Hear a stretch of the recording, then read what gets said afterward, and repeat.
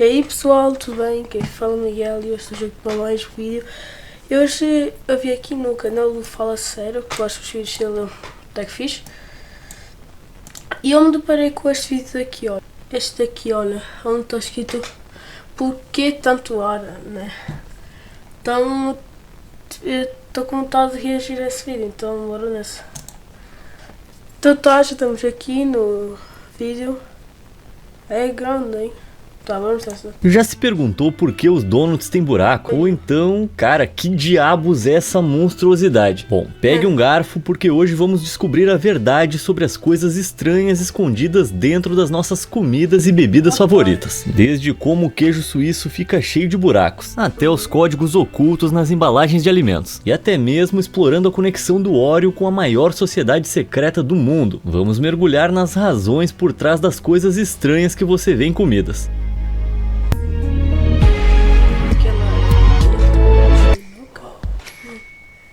Formato de donut. Os donuts têm um formato maravilhosamente único. Se chama touro, para ser técnico. E estranhamente, a história diz que o lanche adquiriu seu buraco característico em um barco no século XIX. Segundo a lenda, um marinheiro do Maine chamado Tá, estou aqui de volta.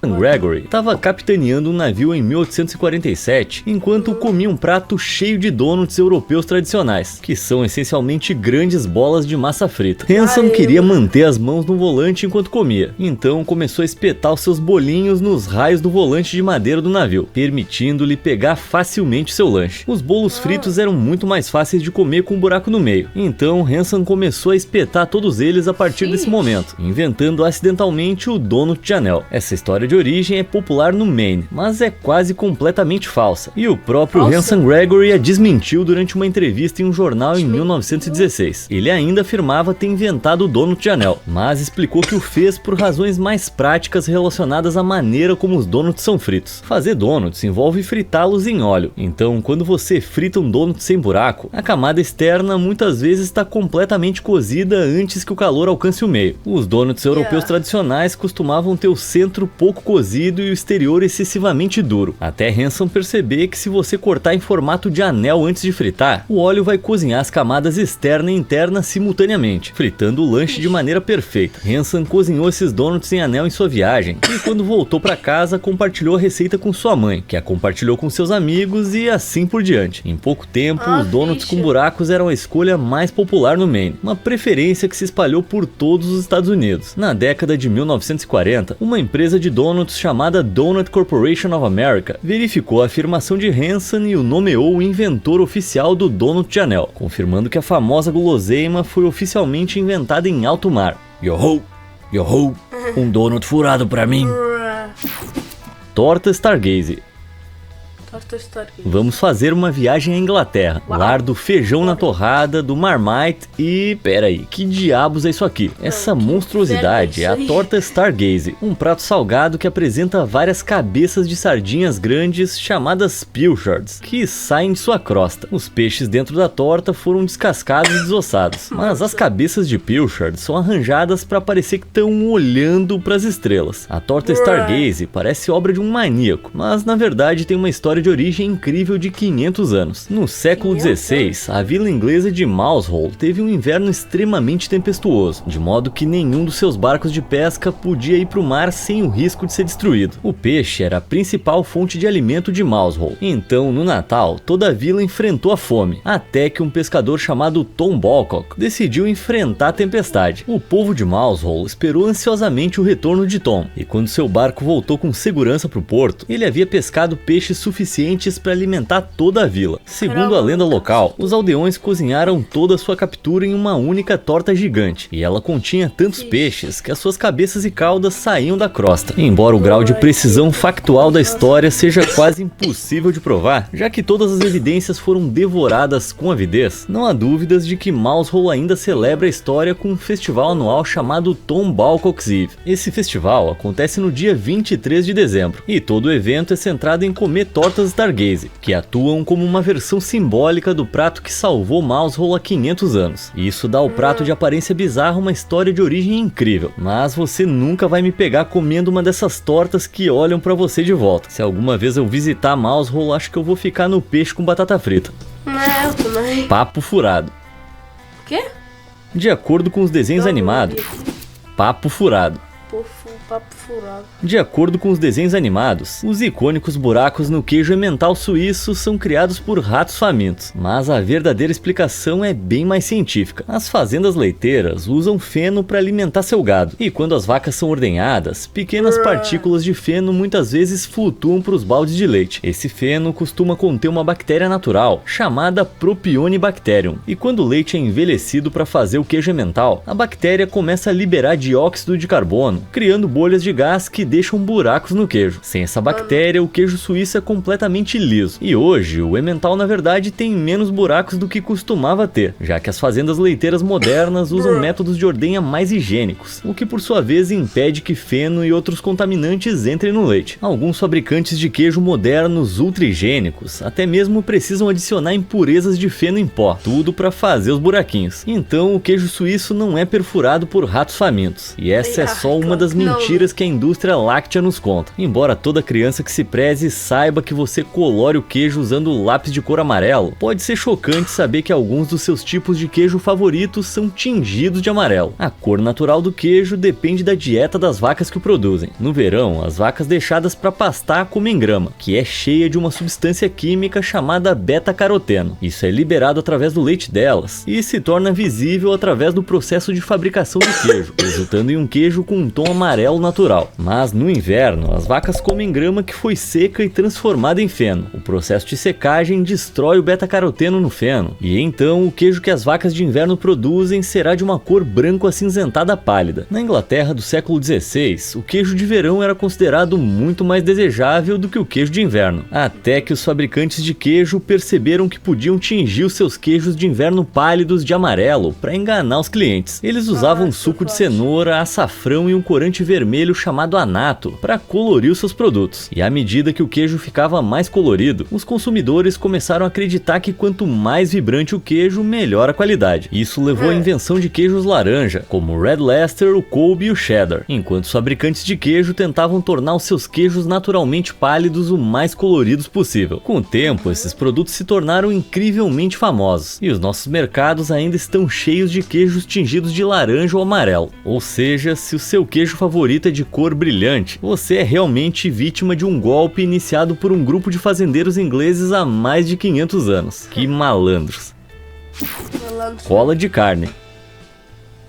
Às vezes, ler um rótulo de ingredientes é tipo ler um livro de química, muitas vezes cheio de aditivos com nomes químicos complexos, mas consumimos esses aditivos misteriosos todos os dias. E um dos ingredientes mais comuns na nossa comida é uma molécula chamada celulose. Esse aditivo pode ser encontrado em tudo, desde molho de tomate e biscoitos até cachorros quentes e bagels. E, surpreendentemente, a molécula é retirada da serragem. Agora, antes de você começar a entrar em pânico, você não está comendo serragem pura quando come celulose. A celulose é encontrada em todas as plantas, incluindo vegetais como brócolis. Portanto, é completamente seguro para o consumo humano, uma vez quimicamente extraído da serragem de resíduos. E os fabricantes de alimentos adicionam aos seus produtos para melhorar a textura ou aumentar a quantidade de fibra em nossa comida. A celulose não é o único aditivo surpreendente encontrado em nossa comida. A amônia é um composto químico venenoso que causa queimaduras quando exposta à pele humana, mas foi amplamente relatado nos últimos 15 anos que alguns fabricantes de alimentos borrifam sua carne moída com amônia para matar bactérias nocivas nela. Parte da amônia se dissolve na umidade da carne, e essa carne moída quimicamente tratada é então vendida em supermercados. Agora, alimentar o público com carne envenenada parece bem diabólico. Porém, o FDA, que seria tipo a Anvisa nos Estados Unidos, afirmou que esses produtos são completamente seguros, pois usam pequenas quantidades de amônia misturada com água, e quase não há vestígios despejos do químico venenoso quando o processo é concluído. Mas essa prática ainda destaca quantos produtos químicos são bombeados na nossa comida, e os aditivos não são usados exclusivamente em carnes moídas. Quando você compra um bife barato no supermercado, há a chance de ele ter sido recheado com uma substância chamada transglutaminase, ou cola de carne. Esta é uma enzima natural encontrada em animais, que conecta diferentes tecidos, e a indústria da carne pode usá-la para pegar muitos pedaços pequenos de carne e ligá-los perfeitamente para criar bifes e costeletas maiores. Esses bifes Frankenstein são muito mais baratos de produzir do que cortes legítimos de carne. Porém, a União Europeia proibiu a enzima em 2010, pois quando você junta vários pedaços de carne de diferentes fontes, aumenta o risco de introdução de bactérias perigosas no alimento. Como resultado, a cola de carne é completamente proibida na Europa, mas nos Estados Unidos as prateleiras ainda estão cheias de carne colada, e as pessoas podem comer transglutaminase sempre que quiserem. É mesmo a terra da liberdade.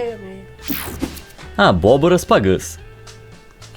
Esculpir abóboras em formato de Jack-o'-lantern é uma tradição clássica do Halloween, mas incrivelmente a prática começou milhares de anos antes do Halloween existir, surgindo de pagãos antigos, no que hoje conhecemos como Irlanda e Grã-Bretanha, celebrando um feriado celta chamado Samhain. O Samhain marcava o início do inverno, e os celtas acreditavam que durante esse período, a porta para o mundo espiritual se abria, permitindo que demônios e espíritos caminhassem livremente pela terra. Os pagãos precisavam afastar esses espíritos malignos, e então começaram a se vestir com trajes aterrorizantes, acender fogueiras e esculpir rostos assustadores em nabos durante o Samhain. Os celtas irlandeses, em particular, celebraram... Mano, porque um monstro ia ter medo desta cara daqui, mano. Amplamente esse festival por milênios, até o século V d.C., quando os católicos europeus começaram a converter a Irlanda ao cristianismo. Os cristãos sabiam que essa conversão seria gradual, então em vez de apagar completamente a cultura celta, eles incorporaram celebrações pagãs ao calendário católico. Esse processo envolveu parcialmente pegar o feriado cristão de All Hallows Eve, sendo esta a noite anterior ao All Hallows Day, também conhecido como Dia de Todos os Santos, e ajustá-lo para incluir alguns elementos do Samhain, como contar histórias de fantasmas e esculpir nabos. Isso facilitou um pouco a transição do paganismo para o catolicismo, e quando a Irlanda se tornou um país predominantemente cristão, eles criaram um novo mito para explicar a prática pagã de esculpir nabos. Essa história fala de um beberrão desonesto chamado Jack, que estava em um pub e recebeu a visita de Satanás, que por sua vez lhe ofereceu uma bebida em troca de sua alma. Jack convenceu Satanás a se transformar em uma moeda para pagar o barman, sugerindo que eles pudessem então desaparecer para enganar o barman e ficar com o dinheiro. Isso impressionou Satanás, e ele concordou com o plano. Só que Jack enganou o próprio diabo, colocando rapidamente a moeda no bolso ao lado de um crucifixo de prata. O símbolo sagrado prendeu o diabo dentro da moeda, e Jack só o libertou quando ele prometeu não levar a sua alma para o inferno quando ele morresse. Quando Jack faleceu, anos depois, o diabo cumpriu a sua promessa e não o arrastou para o inferno. Mas Jack não era um bom homem, então ele também não foi para o céu. Como resultado, a alma de Jack foi forçada a vagar pela natureza selvagem irlandesa pela eternidade, carregando uma lanterna feita de nabo. Essa história ofereceu uma explicação cristã para a tradição dos nabos esculpidos, e também levou os irlandeses a começar a chamá-los de Jack-o'-lanterns. No século XVIII, um grande número de colonos irlandeses começou a se mudar para os Estados Unidos, levando consigo suas tradições de véspera de Todos os Santos, ou Halloween com eles. Ao chegar, descobriram que as abóboras eram muito mais abundantes e fáceis de esculpir do que nabos. Então eles ajustaram ligeiramente as suas tradições, e o Jack-o'-lantern moderno nasceu, criando um ícone do Halloween que está ligado ao paganismo, aos nabos e ao espírito errante de um alcoólatra chamado Jack. Entendi. Biscoitos conspiratórios. Esses foram produzidos de Portugal.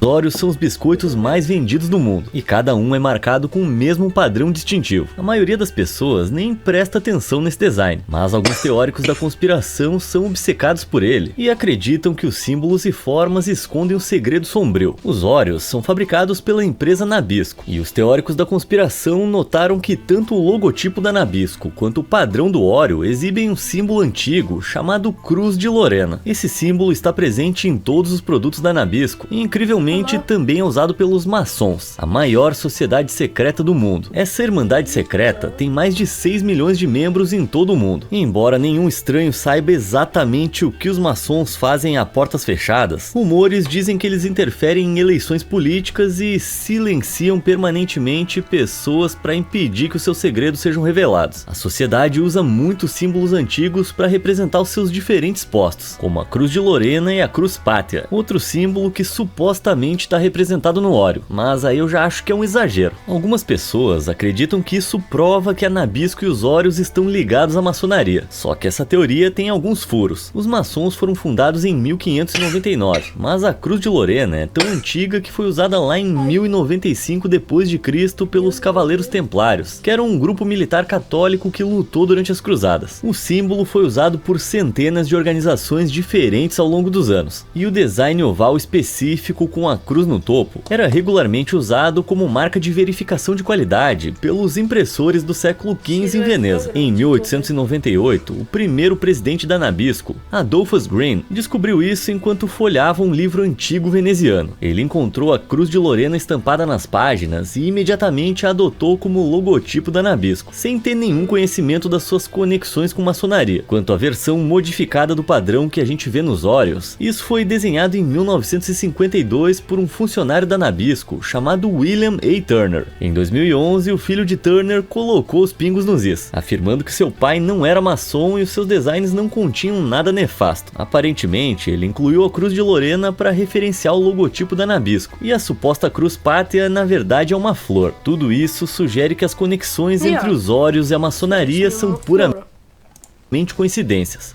Então, enquanto você saboreia alguns óleos, nem sequer se dá conta da homenagem que você está fazendo à maior sociedade secreta do mundo. Ou pelo menos é isso que eles querem que você pense. Saco de ar. Saco de ar. A vida tá cheia de decepções, e não tem nada pior do que abrir um saco de batata frita e descobrir que ele tá apenas meio cheio. Abrir um saco de ar é bem decepcionante, mas você deve saber que os fabricantes de chips não estão tentando roubar seu dinheiro. Eu também fico sempre assim, mano. Mano, tem mais jarra do que batatas, mano. Que bosta.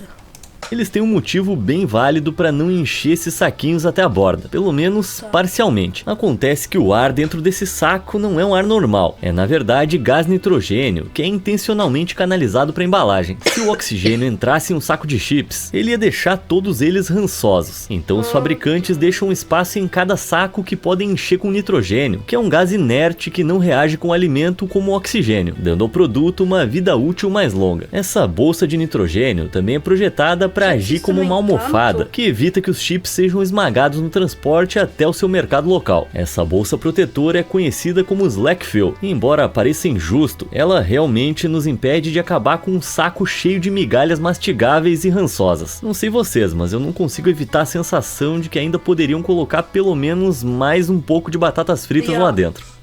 Mesmo. Segredos das embalagens. Agora que exploramos o interior dos nossos sacos de chips, vamos explorar os segredos escondidos nas embalagens. A maioria dos tipos de embalagens de alimentos é marcada com círculos coloridos como esse, e eles não estão lá só para bonito. Estes são os patches de controle de processo, e são usados para garantir que todas as cores nas embalagens sejam impressas corretamente. Por exemplo, se o patch de controle de processo azul sair muito pálido quando o saco for impresso, os fabricantes sabem que todos os diferentes tons de azul na embalagem também estarão pálidos, permitindo que eles ajustem a impressora e corrijam o erro. Esses patches podem ser encontrados na maioria dos produtos alimentícios, mas eles não são o único recurso secreto que está escondido nas embalagens. Nos Estados Unidos, a maioria das frutas tem adesivos que contêm números codificados, chamados códigos de consulta de preços. Cada produto tem um número de identificação diferente, e os códigos são projetados para ajudar as mercearias a controlar o seu estoque, mas os consumidores podem usá-lo para aprender mais sobre a fruta que estão comendo. Por exemplo, se o código começar com o número 9, geralmente significa que a fruta foi cultivada de maneira orgânica, mas se os números começarem com 8, significa que a fruta é geneticamente modificada, geralmente para ter uma vida útil mais longa. Outros recursos de embalagem são implementados para tornar a experiência mais fácil para o consumidor. Por exemplo, barras de chocolate muitas vezes têm um padrão em zigue-zague no final, que torna a embalagem mais fácil de abrir. Da mesma forma, quando você termina de comer um pirulito, você pode notar que os palitos ocos geralmente têm um um furinho cortado no lado. Quando os pirulitos são produzidos, o doce é derretido e parcialmente empurrado pelo buraco antes de endurecer. Isso prende o pirulito ao palito, tornando menos provável que ele caia na boca. Além disso, se uma criança muito animada inalar acidentalmente o palito, vai ter menos chances de engasgar, pois vai conseguir respirar pelo buraco nesse tubo oco. Outros produtos usam técnicas semelhantes para manter os seus clientes seguros. Nos Estados Unidos, muitos recipientes de leite têm círculos côncavos na lateral da embalagem. Se o leite tiver vencido, as bactérias dentro dele vão começar a produzir gás, e esse gás vai empurrar contra o círculo recuado, pressionando-o para fora, mostrando ao consumidor que o leite não é seguro para beber. Esse círculo côncavo também funciona como amortecedor, caso você deixe a embalagem cair, já que quando o recipiente cai no chão, a força faz com que o círculo estoure. Isso absorve parte da energia da queda e impede que a embalagem exploda, salvando você de limpar o chão e chorar pelo leite derramado. Manchas na gema. Mano, eu nunca... Dizem que o café da manhã... Eu nunca me apareceu isso. Quando eu ia comer, né? É a refeição mais importante do dia, e pra mim não tem nada melhor do que ovos fritos pela manhã. Mas o seu café da manhã já foi arruinado por quebrar um ovo e descobrir uma mancha vermelha. Eu nunca vi isso, mano. Na gema, essas marcas sinistras são chamadas de manchas de sangue, e muita gente acha que significam que o ovo foi fertilizado. Que nojo, mas a verdade é um pouco menos perturbadora. Durante a formação, a superfície de cada gema de ovo está coberta de minúsculos vasos sanguíneos, e se um deles se romper durante a produção ou postura do ovo, vai deixar um pequeno ponto de sangue. Isso pode acontecer com qualquer galinha, embora ocorra mais comumente se o ovo for posto por uma galinha mais velha. Cerca de 4% dos ovos vão ter essas manchas de sangue, porém quase nenhum deles chega ao supermercado local, e isso se deve à candagem, um processo que envolve projetar uma luz brilhante através de um ovo para enxergar através da casca. As fábricas de ovos usam esse processo para remover ovos com manchas vermelhas da linha de produção, só que eles não conseguem identificar todos, então alguns ovos defeituosos são enviados para os supermercados e acabam nas nossas frigideiras. Ainda assim, você não deve deixar que isso estrague o seu café da manhã. As manchas vermelhas são completamente inofensivas, e esses ovos ainda são totalmente seguros para comer. Então, embora a maioria das pessoas prefira raspar as manchas de sangue dos seus ovos antes de comê-los, é totalmente saudável começar o dia com bacon, ovos e uma pequena explosão de vasos sanguíneos. A delícia! Comida mofada. Quando o assunto é comida, ninguém faz isso como a França, uma terra onde uma refeição pode consistir em um pãozinho, 4 cigarros, 6 caracóis e uma fatia de queijo mofado. Tá, mas falando sério, a culinária francesa é deliciosa, e os queijos azuis da França estão entre os tipos de queijo mais isso é azul?